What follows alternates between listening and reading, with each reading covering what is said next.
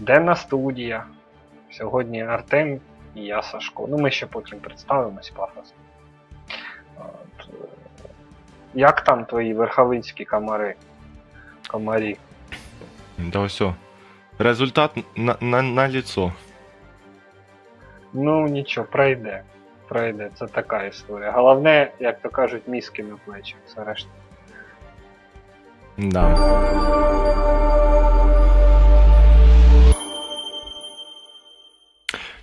Всім доброго дня. Сьогодні в ефірі Денна студія, як ви могли зрозуміти. І сьогодні Сашко Лікаренко і я. Як мене там? Артем Ребро! Да. Починаємо наш денний етер, поки доєднуються люди. Нас зараз 21 людина дивиться. Розкажемо вам про що ми сьогодні розкажемо? Про шоп Scrippin.ua, да? Ні, шоп почекає. Спочатку, поки не пішло, сьогодні буде дуже цікавий етер. Ви доєднуйтесь, лайк, share, donate обов'язково цього відео. От, сьогодні буде Напишіть, цікаво. яка у вас погода. Поговоримо. Обов'язково, яка у вас погода і які у вас комарі. От, розміром. В будь-якому випадку сьогодні буде цікаво. Дуже цікаво, ми б готувались, чесно, і поговоримо про все актуальне і все одразу. І ми вас любимо, ми вас цінуємо. Поїхали. Передаю Артему, він там вам все розповідає. Про шоп поговоримо. Да? Шоп. Думаю, ви вже встигли побачити, що я п'ю з брендованого кухлика, що в мене на моніторі тут висять шкарпеточки. Кухлик коштує 450 гривень, шкарпеточки коштують 400 гривень. Їх сьогодні стало на одну пару менше, тому що я придбав. І рекомендую зробити це кожному з вас. Ось. Shop.scrippin.ua.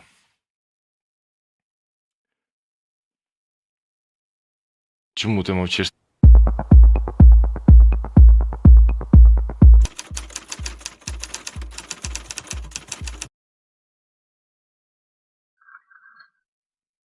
Купуйте. Шкарпетки міжсезонка. Реально, міжсезонка. Отже, можна Вони знімалися в рекламі, яку ви могли бачити раніше в інстаграмі. А ще обов'язково нам донейтіть на щирик. От, обов'язково це за нашу роботу. От, розігрується сорочка Романа Скрипіна, ставка 100 гривень для розіграшу мінімальна. Реально все по-чесному можна виграти. Ще ми розіграємо Bob Bassett, це збірна ЗСУ, там мінімальна ставка 300 гривень, мета 600 тисяч. Я дуже попросив би поставити відео саме Bob Bassett від автора, якщо є така можливість. Ага. Дякую. Доброго дня. Ця маска, яка маска Майдана, була така назва, одна з назв, символізує в першу чергу побитих журналістів у перші дні Майдана. Поліцейська палиця, яка розплескається по обличчю, але сквозь неї все одне проривається рот та очі. Показує, що свободу слова не зупинити. А вона була создана на третій чи четвертий день після событий початку Майдана. І після вона була представлена в британському глянцевому журналі Desert and Compute.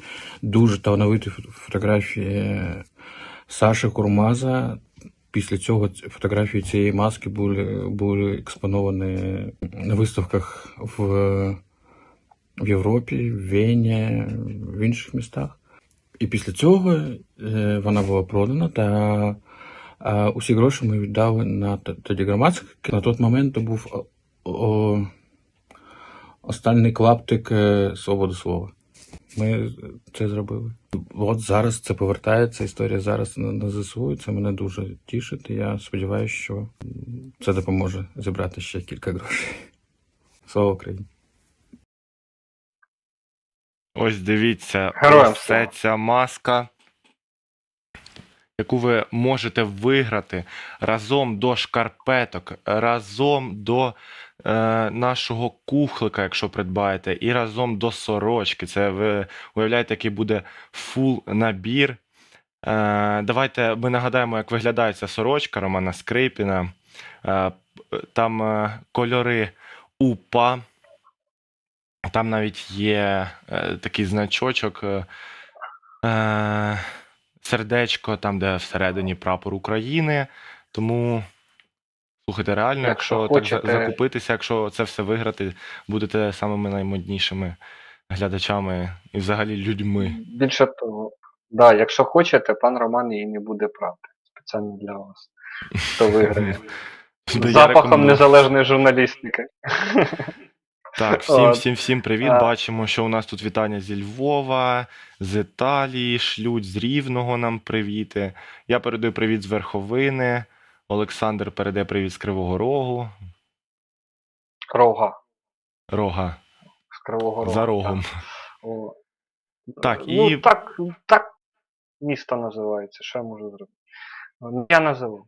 Волинь вітає теж. Всім привіт. Давайте будемо тепер переходити вже до новин. У нас зібралась уже аудиторія. Ось. Да. Поговоримо сьогодні на різні теми. І Олександр, починай. Твоя улюблена тема. Динозаври, да, і сумки. Да. Це все, що я люблю. Значить. Поговоримо ми сьогодні про все-таки вчорашній візит до Франції президента Китаю Сі Цзіньпіна. Поговоримо ми з точки зору новини такої достатньо цікавої. Значить, французька газета La Parisienne, значить, написала у своїй статті наступне, що Макрон подарував Сі Цзіньпіну сумку Шанель, а Сі Цзіньпін подарував динозавра. Що мається на увазі? Еммануель Макрон подарував Сі Цзіньпіну чорну шкіряну сумку Шанель, вазу, пляшку коньяку, кілька книг Віктора Гюго та китайсько-французький словник 1742 року. Своєю чергою лідер КНР привіз Макрону книги, картини, а також фігуру Анхіорніса. Це такий невеличкий апарений динозавр, який коли жив на території колишнього Китаю. До чого це? Слухай, з усього всього Е, мені подобається пляшка коньяка. Кілька книг. Ну, бачиш, такі. Колись ну ти ж був при цьому, коли Ердоган подарував Путіну Тесла, Путін Ердогану коня. Тут хоч знаєш такі, алаверди нормальні. Але до чого це я все. Значить, і глава Китаю, і президент Французької Республіки наголосили на перемир'ю, так званому олімпійському перемир'ю під час Олімпійських ігор. У мене на цю історію інша думка. Я вважаю ці заяви декларативними. Тут, якщо трішечки аналітики вімкнуть, я швидко. Введений американцями пакет санкцій нещодавно щодо тих, хто сприяє виготовленню Російською Федерацією зброї, постачальників комплектуючих товарів подвійного призначення.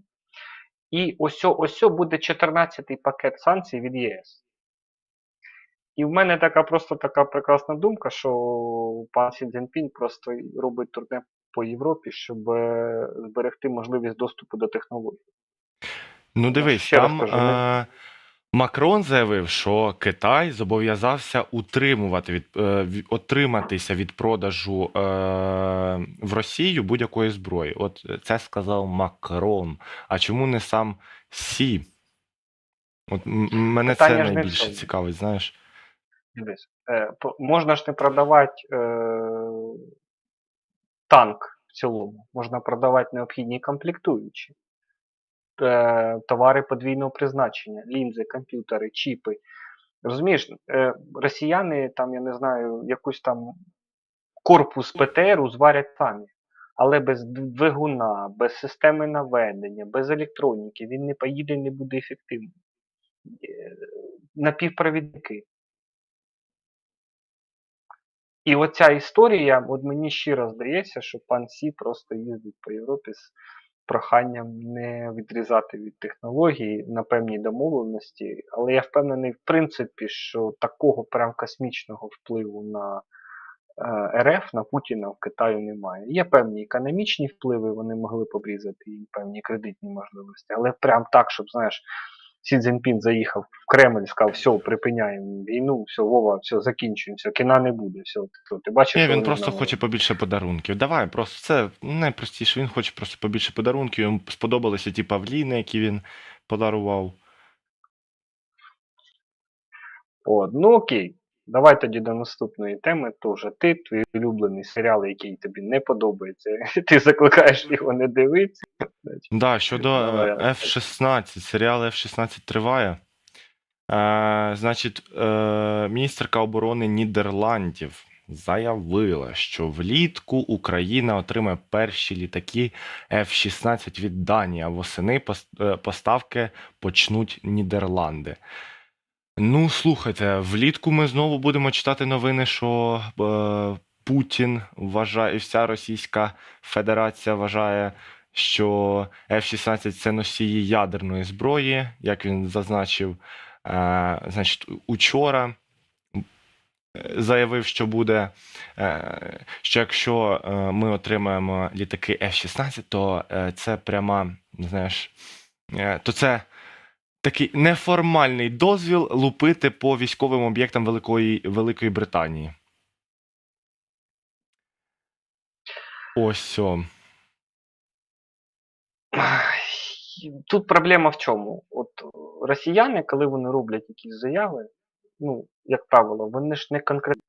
Ти читав, вони сказали, по військовим об'єктам за межами України да. або військової техніки Британії. Тут у мене така аналогія, от їде якийсь російський чиновник на Бентлі, тільки купив, їде, по ньому раз ракета, і одразу заходить, каже, ми завдали удару по техніці Велика Британія. Ми розбомбили Бентлі десь в Калузькій області там, чи під Оренбургом.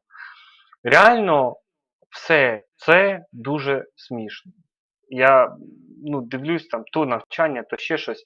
Найголовніше в цій історії, от ми тут наших не любимо, да, які журналісти, політики, які анонсують чи задовбують питаннями, а коли.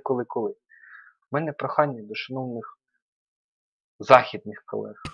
Ну, не робіть політичні бали на таких дуже серйозних питаннях. Ну це ж політичні бали. Пані міністерка робить політичну заяву, при тому, що це вже переносилося, господи, боже мій, разів 3-4 точно. Так, ми вчора Кажи. Я так «Гру престолів» не чекав, як ці F-16, розумієш? Ми вчора з Севастьяновим теж говорили на цю тему, і от я вчора говорив, зо мною в чаті погоджувалися люди, що знати, коли уже нарешті передадуть нам ці F-16, не потрібно. Вводити їх в Україну потрібно. І нехай про це знають ті люди, яким цим всім будуть займатися.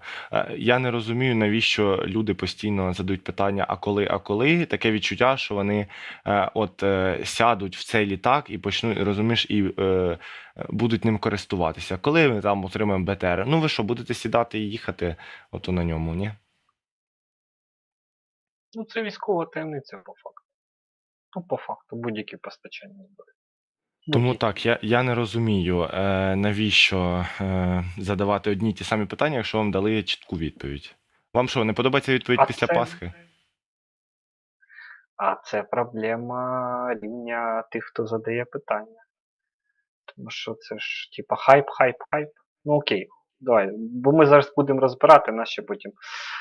Це така історія. В чому дивіться, от підводка, да? Я зараз підведу. Вчора, по суті, Російська Федерація, в тому числі по F-16 і по дозволу ракетами Великобританії бити по території РФ, вона відповіла знову старим добрим ядерним шантажем. От, абсолютно прекрасним. Вони нічого, окрім ядерки, не знають. В F-16 ядерна зброя.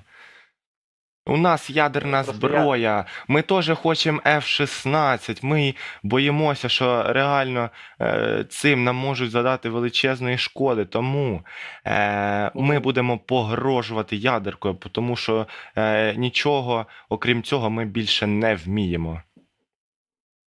Оце Окей.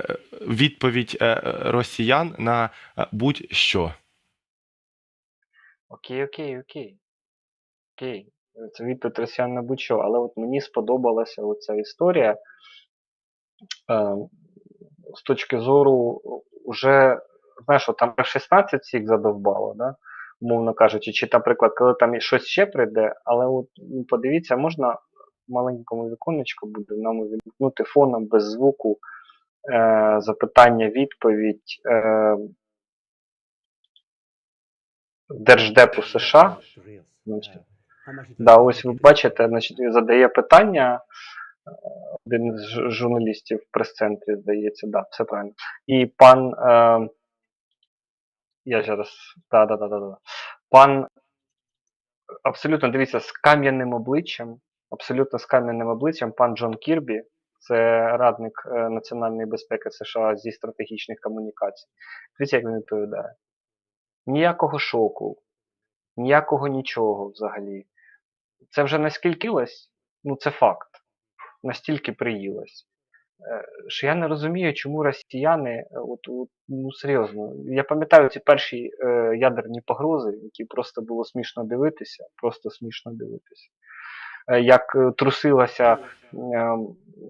як трусилася вся Європа, як американці виходили, Боже, у нас буде 47 влучань під час ймовірної ядерної війни з РФ. І тепер подивіться, з яким кам'яним обличчям пан Кірбі заявив наступне. Значить, США не бачать готовності Російської Федерації використати ядерну зброю, а також не мають причини коригувати готовність своїх ядерних сил. Більше того, під час цієї заяви Кірбі дав пораду, значить, Путіну прибрати свої війська з України, тим самим припинивши будь-яку ескалацію, якщо він боїться західної військової допомоги Києву. Тому ось вона реальність. Те, що я казав, коли вже я був на етері Саші Севастьянова, коли я казав, ну що ви зробите? Нічого. Слухай, ну не варто недооцінювати нікого, краще залучати, і прямо зараз ми це зробимо, донатити на ЗСУ. Немає маленьких донатів, нагадую. Можете задонатити на щирик, тобто допомогти нашій команді, можете задонатити на ЗСУ. Ось. І, до речі, повернемося до цієї теми. Навіть ГУР прокоментували оці ядерні, так скажемо, навчання. Там нічого, окрім заяв, не спостерігають. Ну, тобто, все як завжди. Аби ото сказати, залякати. Тобто, наразі чогось нового, крім інформаційного ефекту і заяв, не спостерігаємо. Те саме інститут вивчення. Ну, ядерний шантаж, знаєш, це стабільна практика режиму Путіна. І вона настільки огидна. Якось От, уже, знаєш, і і набридло, що все одне і те саме. Ну, можна, будь ласка, новеньке. А що вони можуть тобі новеньке? Що в них залишилося? Вони тут використали проти нас за 10 років, вже 11 пішов, все, що в них є. Спіцура, ракети, вертольоти, кінжали, циркони, нічого не працює. От У них правильно, залишилося. У нас тут в чаті пишуть, що Пуйло настільки боїться за своє нікчемне життя, що не піде на крок з ядеркою. Ну, тут зрозуміло. То тільки вкид, аби не мовчки, як говорять. Ну і псо. Вони думають, що воно вже. Ну, тут це людський фактор. Це реально, на жаль, людський фактор був на початках повномасштабки, коли люди на Заході, це дуже сите заможне життя, і навіть якщо є 2%, що от він вдарить, ми будемо боятися. А тепер просто пройшло 2,5 роки і вже не страшно. Просто не страшно. Так, ну у нас ще одна тема така душероздираюча щодо гостей Путіна. Сьогодні ж пройшла оця інавгурація, вкотре Путін став президентом. Ну, як став? Я би поспорив би тут. Ні, ну це називається великий шмат фекалій, підсохший, знаєш, намагається вдавати з себе якогось лідера чогось там. Оце воно. Вибачайте віконечко, великому просто страшно за мене був ударів. От. Оце, на жаль, ви бачите на своїх екранах наслідки авторитарного, тоталітарного, шизоідіотичного устрою в державі з ядерною зброєю. Оце її продукт. І, на жаль, на сьогоднішній момент у цивілізованого світу, ще раз кажу, немає варіантів і плану. Все це виглядає дико смішно. Значить, я до цього підводжу, але побомблю трішечки наперед. Значить, Сполучені Штати Америки, це ж вже було, я переповторюсь, да? Говорять, що ми ігноруємо. Більшість країни Євросоюзу ми ігноруємо. Але визнаємо. А як ви його визнаєте? Він міжнародне право порушив. Він порушив міжнародне право. Вибори нелегітимні. Вони проводяться на окупованих територіях, які ніхто не визнає. Вони проводяться без спостерігачів. Вони проводяться в порушення всього, що є. І ви говорите, ну ми визнаємо. А чому? Страшно. Виявляється, досі не пройшло бажання договарюватися, як оце любить казати. Ну так не можна. Ну, це... В російських там пабліках, дуже хочу зазначити, знаєш, в російських пабліках пишуть, що Путін вступив в должність президента Росії, але ми то всі з вами знаємо, що вступити можна лише в гівно, що він і зробив. Його, ну, насправді, знаєш, мене дуже сильно тривожить та ситуація, що на тимчасово окупованих територіях зрозуміло, як проводять оці вибори. І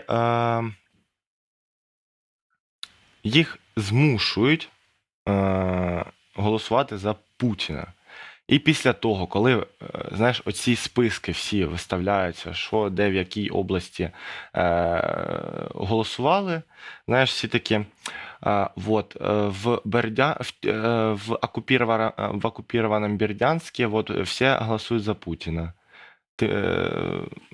Наголошую, в тимчасово окупованому. І, типу, це найбільше мене дуже злить, що тим самим створюється оце ІПСО, що наші українці, які зараз дуже, на жаль, знаходяться під російським прапором, попали в таку ситуацію. Дивись, проблема в тому, звичайно, є примус до голосування, порушення прав людини. Ну, московити є московити. Тут же ж це не є якоюсь там. Все це вони вже робили. Проблема історії виборів в нинішніх в тому, що вони взяли насильно, юридично пристігнули до себе окуповані території. Ба більше, вони навіть пристігнули ті міста України, які вони не займають і займати не будуть. Запоріжжя і Херсон. Там юридичних колізій з точки зору міжнародного законодавства в цих виборах, ну Бог з ним там з точки зору того, що це агресор, окупант, військовий злочинець, з точки зору юриспруденціального механізму міжнародного права так не працює. Ну не працює воно. І в цьому плані Захід, ще раз кажу, міг би спокійно ці вибори не визнати. Є приклад Лукашенка. Є ж приклад Лукашенка, його не визнали по процедурі юридично, ні резолюціями, а як треба, всі Міністерства закордонних справ видали відповідне своє рішення. Все, він вважається людина, яка здійснює ефективний контроль. Так хай буде Путін людина, ну не людина, Путін не людина, от щось таке, якась субстанція, яка здійснює ефективний контроль над Росією. В чому проблема? Ні, починається оця гра. І в цьому плані це для мене просто, знаєте, оце крок вперед, два назад, крок вперед, два назад. А тут в Україні ріки крові. Ріки крові. Кожен божий день заливає. А тут крок вперед, два назад, крок вперед, два назад. Ви ж стимулюєте фізично його. Воно же ранено є в усі частини мозку. Ви ж його стимулюєте.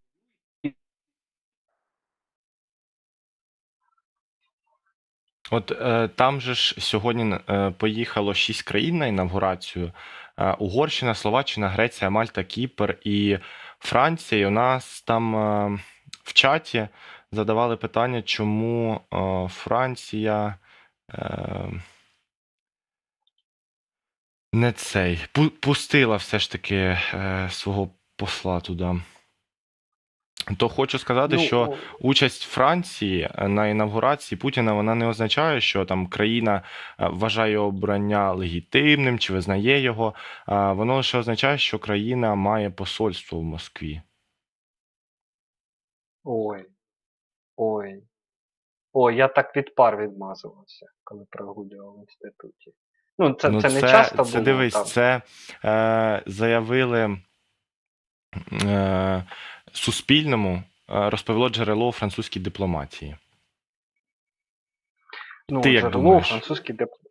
Дивись, джерело, мені колись джерело одне розповідало, що можна, коротше, сидіти в компанії, пити чай і не скидуватися. Потім все одно довелося скинутися, розумієш? Тому це така історія. Мені хтось щось сказав, десь якесь джерело. Є позиція проста.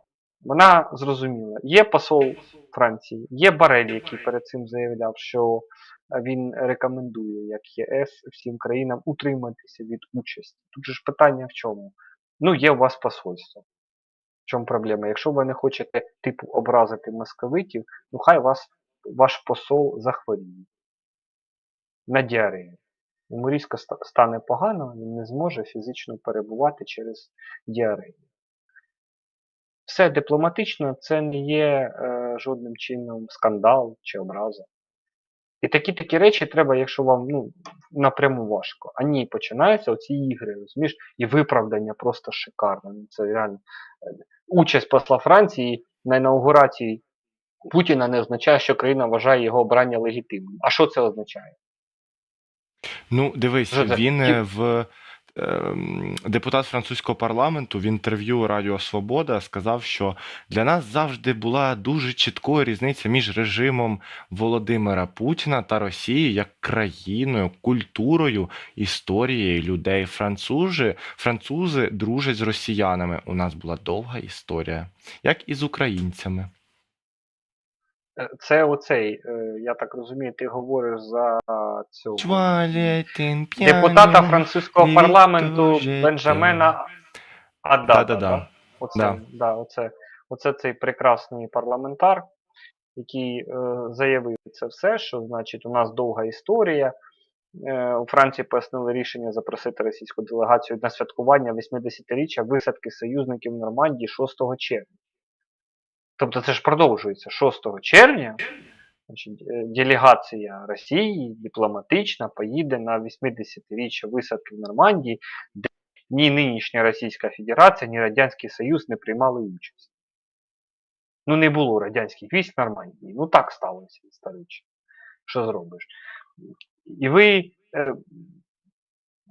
ви кому це продаєте? Що значить, це що себе, шановний пане Бенджамен Аддад, да. А ви скажіть мені, будь ласка, от це от на ракети кнопки пусків натискає Путін, піхота це Путін, на танках їздить це Путін, це він себе кланував чи що, чи зачав ці 340, чи 400, чи 500 тисяч він асінізатором попрацював, да, і зачав це величезну кількість людей, які зараз вбивають кожен день українців. Кожен божий день. А ви зараз намагаєтесь пограти, так ви ж, ваш же ж президент говорить, У ведемо нас же ж, у війська. нас же ж культура, у нас же ж історія, країна. Так, а Ми ж тепер пояснив, ну, розрізняємо, де Артем, режим дивись. Путіна, а де Росія.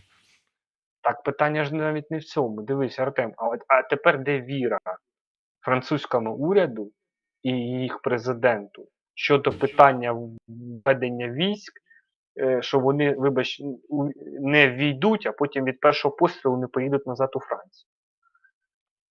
Треба було когось із представників країни, яка підтримує Україну, послати на ту інавгурацію, і щоб він там петарду, знаєш, закинув їм. Нехай бавляться. Це буде як салют, таке привітання. Та я б з радістю не петарду кинув. Ну, питання ж не в цьому. Ще раз повторюсь. Оце крок вперед, два назад, крок вперед, два назад, а тут люди гинуть. Ви це робите. Ви, шановні панове європейці. Да, ми, як держава Україна, багато в чому теж винні. Багато. Але ви це робите. Це морально дуже неприємно. Мені сьогодні дзвонили хлопці з фронту, які моніторять новини, їх це підкосило. Особливо деякі, які зараз на ротації знаходяться в північній частині України. Їх це підкосило морально. Вони кажуть, а як же вони сюди приїдуть? Що ж ми будемо робити? Ну, тобто немає віри. А довіра дуже легко руйнується. Дуже легко. І в цьому плані я от з радістю контраргументую пановим французам. Значить, є стаття в Bloomberg, вона сьогоднішня.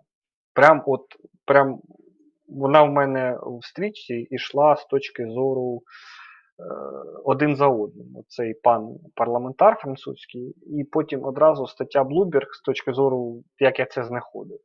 І от є прекрасна стаття, значить, росіяни змирились з війною в Україні, не намагаються чинити тиск на Путіна, пише Bloomberg. Громадяни Росії вчаться жити в умовах війни, яку їхній диктатор Володимир Путін розв'язав в Україні. При цьому вони Вчаться не жити в протестують. умовах війни. Вони що, відвикають від Макдональдса? Що, переодягаються в що там у них, які магазини відкрити? Баба Галя, магазин класних штучок. Ну, вони звикають до цього, я не розумію. Дивись, я потім поясню, що, ну, як я зрозумів. Да? З точки зору технологій, там ці статті, якщо ви знайдете, там це не проблема вбити в гуглі, там описана сама технологія маніпулювання свідомості, що значить це суміш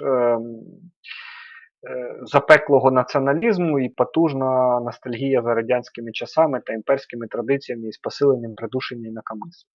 Але до чого я це веду? Ви самі констатуєте, що ніякого спротиву війні Росії проти України всередині самої РФ немає. Ви це самі робите.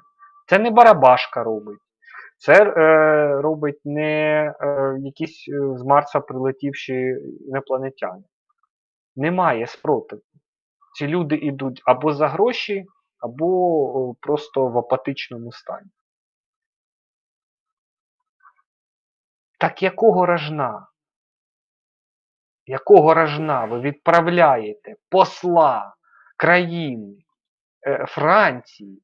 Ну я розумію, там Угорщина. Я розумію, що Угорщина. Ну Греція і Франція. Ви серйозно? Греція, яка є також одним з постачальників зброї для України. І бронетехніки, і ППО, і ракети вони передавали. І ви отак от берете оце все, що ви передавали, і плюєте. І нам в обличчя, і собі.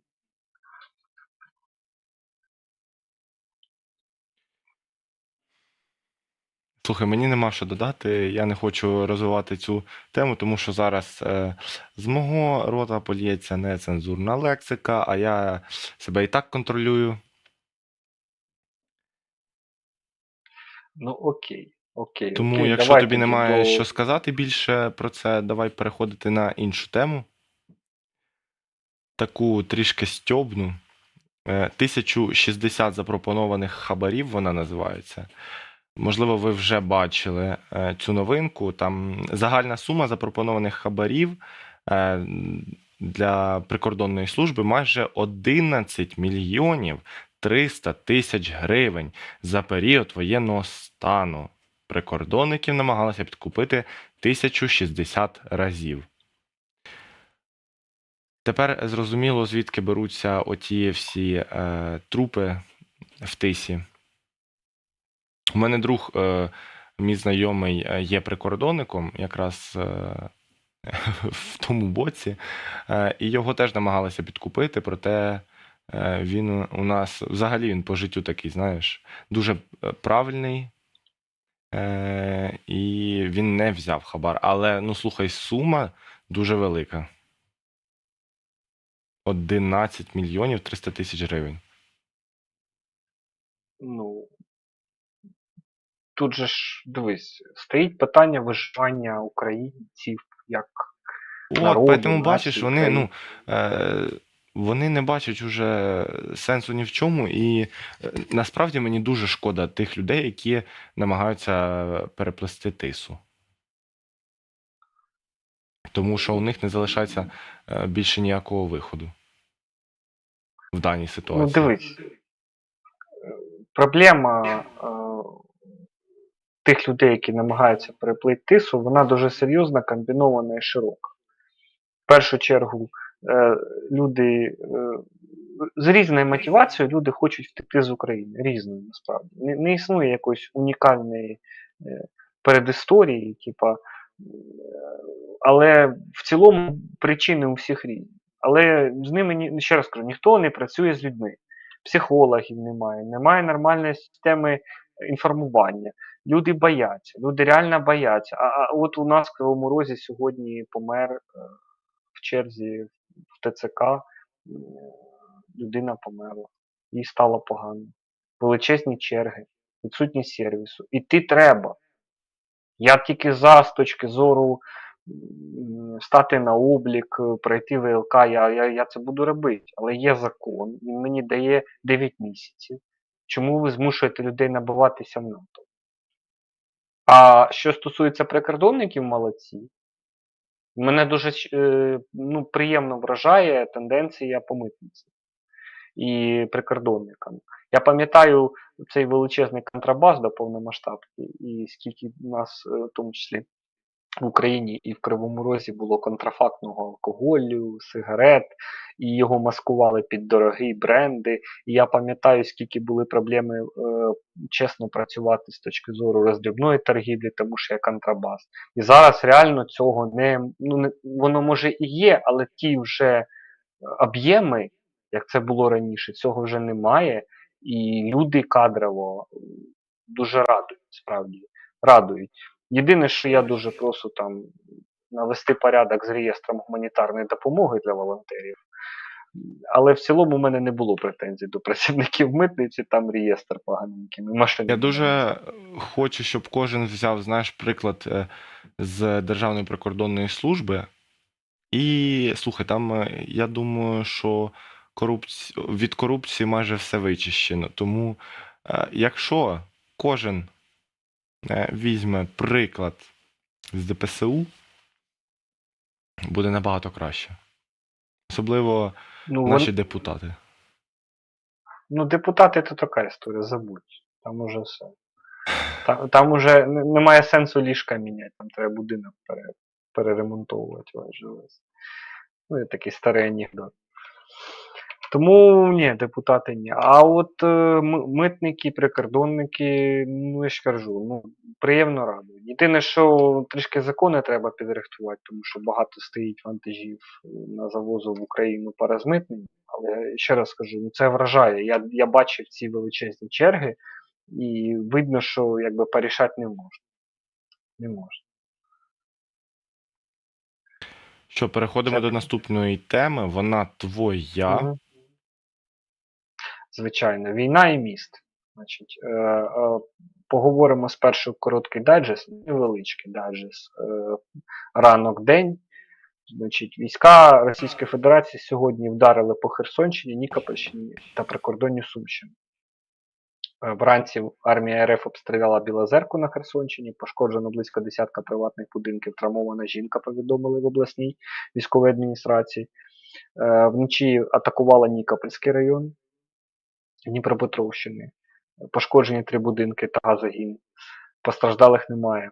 Минулої доби на Донеччині загинула людина в Петрівці, а також через атаку російських авіабомб минулої доби травмовано 3 мешканців Ізюмського району Харківщини.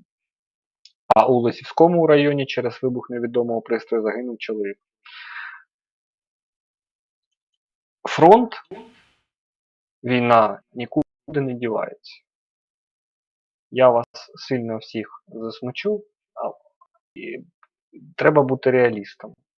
Від того, що в вашому місті не бабахає, це не означає, що не бабахне. Не прилетить, не долетить. Треба підтримувати Збройні Сили України, тому у нас є Боббасет ЗСУ. Мінімальна ставка 300 гривень для розіграшу маски Майдану. Ось покажи, будь ласка. Вона справжня. Вона справжня, і вона, повірте, буде коштувати мільйони. Ви не пожалкуєте. У нас є щирик на нашу роботу. Там розігрується сорочка Романа Скрипіна, мінімальна ставка 100 гривень для участі в розіграші. Проте маленьких донейтів не буває. Не буває маленьких донейтів. Ось така класна сорочка. Обов'язково приймайте участь. Не буває маленьких донейтів. Тому що і незалежна журналістика, а в першу чергу ще й волонтерська діяльність, реальних волонтерів, яким ви довіряєте. Це ваша безпека, не моя. Також, додатково нагадую про носочки, про шкарпеточки. Носочки, так кажуть, в Полтавській області, я з Полтавської області, тому мені можна. І кухлик. Так, продовжимо далі. Ми так відійшли трішки. Значить, на супутникових знімках видно, що Росія більше не використовує Кримський міст для постачання своїх військ в Україну, написав Independent. Після неодноразових українських атак на Керченський міст сили Путіна покладаються на сухопутні шляхи через анексовану Східну Україну. Ось, бояться вони. То я тепер ось думаю, знаєш, сижу і думаю, на що їм тепер взагалі треба? Можна його кілька разів по ньому вдарити, якщо вони так боються за свою техніку, то не переживайте. Ми і без техніки теж його повністю знесемо. Ви його так будували. Ти ж пам'ятаєш ці понти від росіян? Коли вони тільки його закладали, значить, ці всі понти понтами. А потім, як повномасштабка почалася, як вони робили відволікаючі мішені, потім вони під цим мостом пускали ці баркаси такі з надувними мішенями також. Потім вони його сіткою закривали. Боже, сіткою закривали, щоб дрони не дістали. В сухому залишку махнули рукою і почали їздити по суходолу. Слухай, це типово. Кажи. Ні, продовжуй все, це я просто... Кажу, вони нам скільки мостів зруйнували, що якщо все підсумувати, то якраз, я думаю, все Керченський міст влізе все. Роздовбати його. Я думаю, він має бути, знаєш, такою вишенькою на тортику. Я ж кажу, роздовбати його треба по всім законам військової справи, і не тільки військової логіки і всього решта. Тому що цей об'єкт, він дійсно є механізмом або засобом перекидання в будь-якому випадку військ. Вони коли з Криму будуть тікати, а вони будуть тікати з Криму, їм не має бути можливості тікати мостом. Хай пливуть. Кидають техніку і пливуть. Не можна давати їм можливості виходити, тому цієї дури не має бути. Правильно. Не має бути. Так дивись, вони припинили використовувати. У нас ще не було атакамс, а вони вже припинили. А у нас вже, скажімо так, є атакамс, є вже дозвіл пити по території Росії від деяких країн, а вони вже ще раніше. Це ж наскільки, ну, і, а, а Франція відправляє посла на інаугурацію. Ось, да, Ви нам ти правильно ви. в чаті написали, не лише його потрібно. Залізничні мости треба знищувати, перш за все, у європейській частині, це обвалить їм логістику. Звичайно. Їм Звичайно. треба обвалити І, все. звичайно. Логістика, забезпечення. Ну, це називається плече. Бог забув це слово. От тільки формулював, буває іноді. Це називається плече доставки. Чим довше плече від точки А в точку Б, тим гірше армія воює. І це плече постачання, чим більше в нас буде ракет. Ви поняли мене, американці, британці, європейці? Чим більше в нас буде ракет, а бажано ще тамагавки дайте. От, тим більше і довше російських військ буде знаходитися в умовах жрать камиш і рогатками стріляти. Так. А у нас, поки ті бояться за свою техніку, у нас виходить доплата 70 тисяч гривень військовим на передовій. І це не заміна Давай я тих буду. 100 тисяч бойових, а додаткова виплата. От Саша Да, вам я більше зачитаю. розповість про це. Да, дивіться, значить, пані заступник міністра оборони Наталія Калмікова, да, пані Наталія Калмікова, заступник пана міністра оборони, заявила, що 70 тисяч гривень військовим на передовій це не заміна 100 тисячам бойових, а додаткова виплата. Тобто, перший вид доплат це 100 тисяч на місяць для тих військових, які беруть участь безпосередньо у бойових діях. Другий вид доплат у розмірі 50 тисяч гривень можуть отримати ті військові, які виконують бойові завдання у складі органу міського управління, штабу угрупування військ чи штабу тактичної групи у пункті управління оперативно-стратегічного угрупування військ. Третій вид доплат у розмірі 30 тисяч гривень передбачені військові, які виконують бойові чи спеціальні завдання. Четвертий вид доплат це самі оці 70 тисяч гривень. Їх отримають ті, хто перебуває безпосередньо на лінії зіткнення з ворогом у першому ешелоні оборони чи наступу. Також винагороду отримують військові, які виконують завдання в окупації або на території ворога. Там є ще п'ятий вид доплат, це 15-30 тисяч для інструкторів і 2350 гривень це для курсантів вищих. Дуже було багато ІПСО, як ти любиш, ІПСО, різної Я зради, дуже люблю ганялося. ПСО. Да. Ганялося, значить, і деморалізували військових. Я дуже багато спілкуюсь, так вже в житті вийшло. І люди реально переживали, що це от 100 знімають, 70 дають. І він каже, так, а за що мені? Як мені кажу, почекай, буде роз'яснення. Я дуже радий, що пані заступник міністра, пані Наталія роз'яснила. І чесно, цього мало. От як це не дивно, і як би це не вважалося плюсом, це плюс, але цього мало. Да, наскільки я знаю, що наші військові купують все, майже все купують собі самі. Або самі, або волонтери. Є ще й волонтери, так, але ж не виключаємо той факт, що військові і купують самі собі за ті гроші, які вони отримують. І правильно тут Світлана Сірко зазначила, питання тільки звідкіля вони на це братимуть гроші. Ну, є певний профіцит бюджету, є, я так який розумію, просідає. Ні, ну дивись, ж там Гетманцев бігає, це ж прес-секретар всієї економіки України. Значить, бігає, розповідає, що в нас пішов прибуток від розблокування кордону з Польщею. Пішов. Є певні профіцитні речі, плюс не забувай про те, що, ще раз скажу, у нас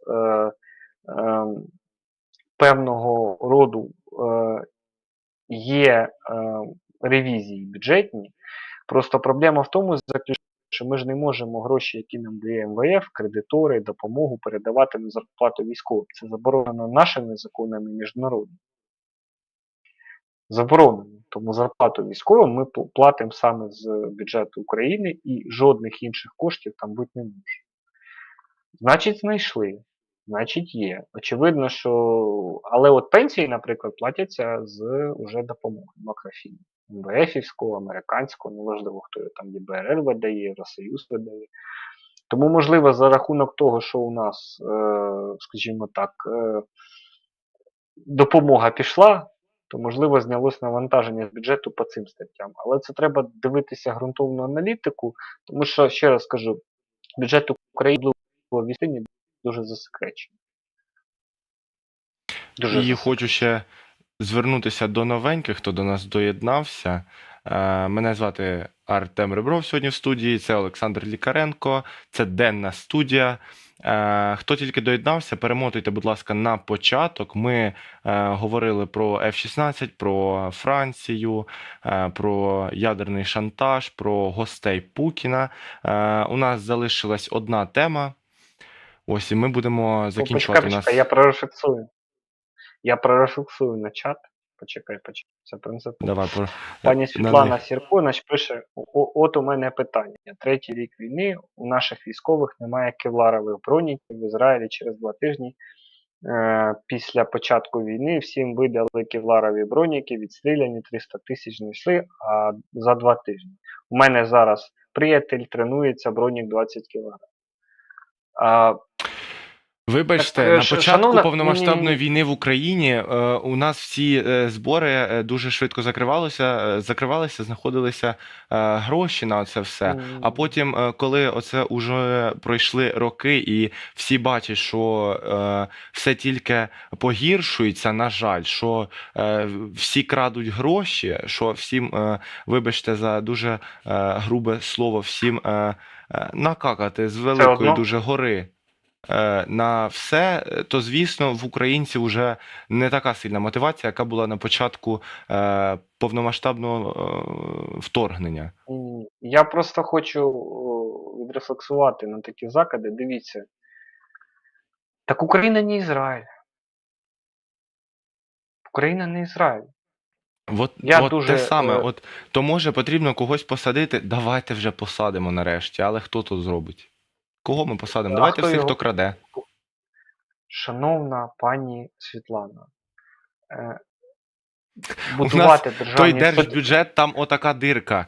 А в носках в Скрипін.ua немає тих дирок. А у них, треба, я так розумію, змінити собі гардероб трішечки.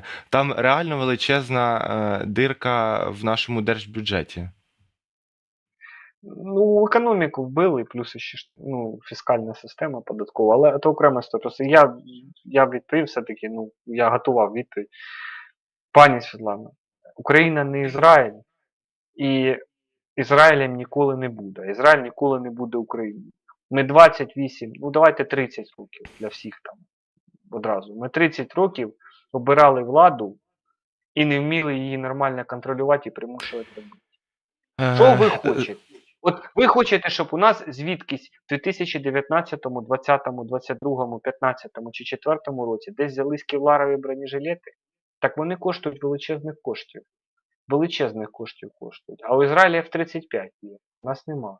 А чогось нема. А щось у нас була інфографіка, скільки було продано техніки за різних прем'єрів, президентів. Куди вона пішла? Тому, ще раз я вам кажу, давайте нести відповідальність за наше життя і йти до перемоги, а не писати коментарі в форматі, значить, а того нема, а того нема, а того нема. Нема. А давайте щось зробимо, щоб було. А не просто когось посадити, а щось зробимо, щось було. От я волонтерів. Мені хлопці дзвонять, нам машину треба. Ми ж якось розриваємося, рвемо пупок, не заробляємо гроші, але при цьому машини дістаємо. Я дуже сильно вибачаюся. 38 тисяч один бронік на ринку. От у мене є знайомі в Константинівці, і вони говорять, що всі там, весь маленький бізнес, вони спеціально для військових піднімають ціну вище за ринкову. Тому що от є такі люди, які гадають, що з військових можна зрубити більше бабла. Тому по-різному ми закінчуємо рефлексію на це питання в чаті. Я не очікував, що це перейде в таку жваву дискусію. Я просто хотів відповісти, тому що таких запитань дуже багато. У нас там є там і Alex G, і багато тут таких підтверджених коментаторів. І вони завжди. Я все прекрасно розумію. Але там перемагати треба. Переходимо до останнього нашого блоку. Значить, Да, нарешті. нарешті, значить, він називається «Хто оплатить боєприпаси?». Значить, І опять будемо говорити про гроші. Як ви любите? да, звичайно, значить, пан канцлер Олаф Шольц, він такий дуже активний останнім часом, значить, заявив, що 90% доходів від заморожених російських активів мають бути спрямовані на закупівлю зброї для України. Важливо, що ми також домовились про те, що ці гроші можуть бути використані на зброю не лише для ЄС, а й по всьому світу, сказав Шольц після зустрічі з членами урядів країн Балтії. 300 мільярдів доларів.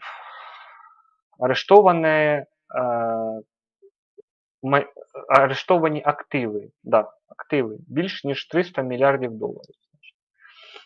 Країни Великої Сімки 2,5 роки не можуть надати Україні прибутки з цих грошей. Ні в вигляді макрофіну, ні в вигляді просто допомоги, ні в вигляді закупівлі цієї зброї. Це якась абсолютно дика історія, цинічна з точки зору чого. Уже український ВПК входить на спроможності, при яких йому просто не вистачає грошей. А у вас ці гроші є. Ба більше того, за 22 рік, наприклад, прибутки, відсотки з цих грошей ми не отримаємо вже ніколи. За 23-й ми не отримаємо вже ніколи. За 24-й, можливо. І то не за весь рік. Дякуємо за донейт 301 гривня. За, наприклад, 25-й теж не факт, тому що немає процедури, вони рішення не можуть ухвалити досі. Рішення не ухвалити. При цьому вже Україна поновила власне виробництво артилерійських снарядів, враховуючи величезний обсяг потреб сил оборони. І надалі розраховує на постачання при цьому боєприпасів від країн-партнерів. Про це заявив міністр з питань стратегічної галузі промисловості Камишин у Брюсселі перед початком форуму оборонної промисловості ЄС України. Ми почали виробляти артилерійські боєприпаси, але по іншим позиціям їх ніколи не буде достатньо. Виробляють в Україні, скільки б ми не виробляли, і як би ми не збільшували власні спроможності, ми будемо і далі залежати від постачання зон. Ми не можемо нашим ВПК в війні, де вистрілюються в місяць сотні тисяч снарядів, ми не можемо закрити ці потреби. Ви возюкаєте 2,5 роки відсотки. Відсотки, я підкреслюю, не всі гроші 300 мільярдів, які вже нам не передадуть. Все, це питання закрите. Офіційно, не офіційно, а, скажімо так, от це все в пресі було, країни Великої Сімки чітко заявили, що неофіційно, скажімо так, що ці гроші вони вже не передадуть Україні нікому. Можливо, повернуть Росії, якщо вона піде з території України. А пам'ятаєш, скільки розмов було? Ми вам відбудуємо, 300 мільярдів вже ваші, значить, ми їх направимо на відновлення України. Все. Знаки з трьох пальців. Оце щодо боєприпасів. У нас уже який рік триває повномасштабна війна. Давай ще згадаємо війну на Донбасі. Да? Україна за весь оцей час могла б створювати своє, і ми були б незалежні від Європи, Заходу, інших загалом країн. Ми б могли виготовляти своє, але ми чогось цього не робимо. Ми чогось не працюємо над тим, щоб створити. Це плюс були б додаткові місця робочі для людей. Це були б боєприпаси, це все пішло б на фронт, розумієш? А ми до сих пір залежні. Дайте. Дивись, якщо ми беремо улюблену тему попередні 5 років, як це люблять казати, там, попередники, да? Це взагалі проблема суттєва, історія проста. Я пам'ятаю, як період 15-20 років, ні, 15-19 років відкривали цех з виробництва артилерійських снарядів натівського калібру. Тоді ж Богдана була, але її не було. Мгм. Значить, був цех, його відкрили, президент пафосно приїхав попередній, перерізав стрічку, Правильно, всім не потиснув кажи руки. хто то, не називай його прізвище. Та ні, не будемо. Значить, приїхав, всім потиснув руки, відзняли і 0 замовлень. 0. 0 замовлень від держави на натівський калібр. І такого дуже-дуже багато. Та же То історія по зараз ракетній програмі. є зараз запит. Зараз це складніше. У нас проблеми в енергетиці.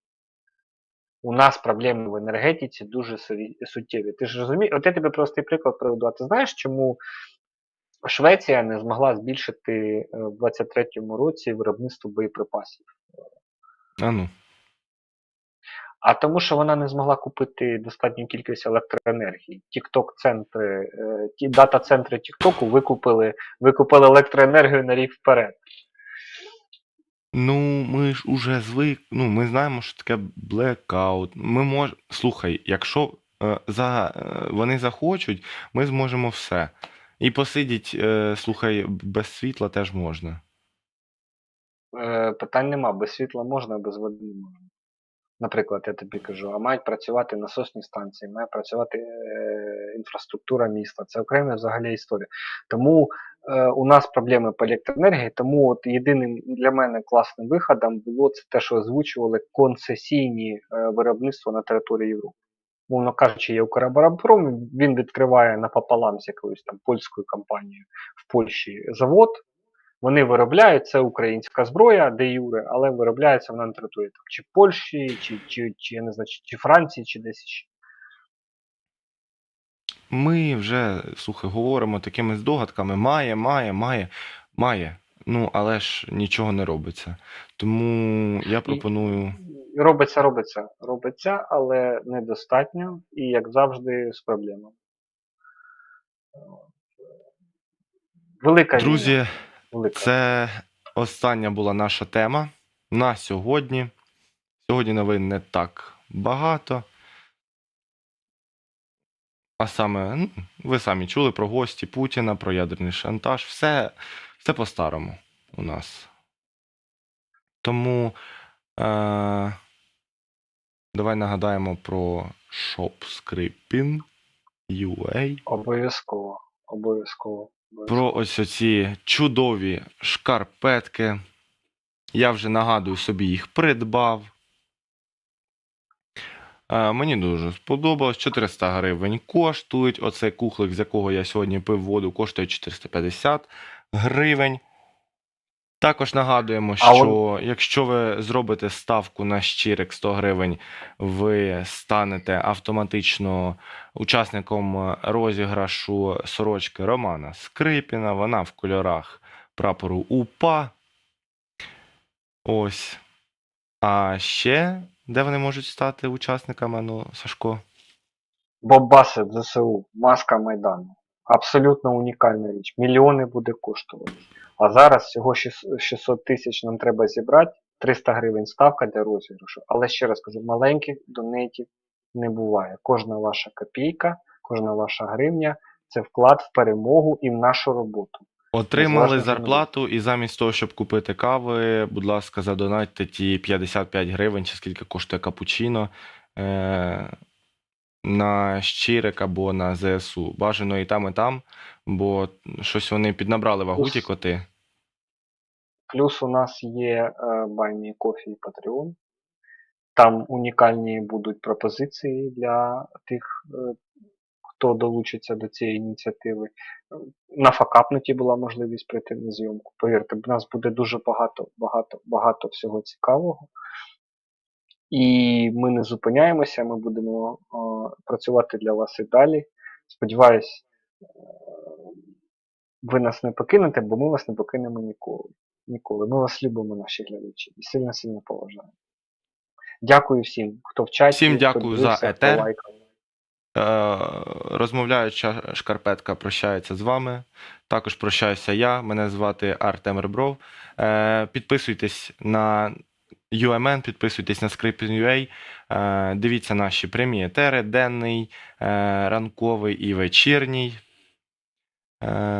З вами був також Сашко Лікаренко, Олександр Лікаренко. І всім до скорого.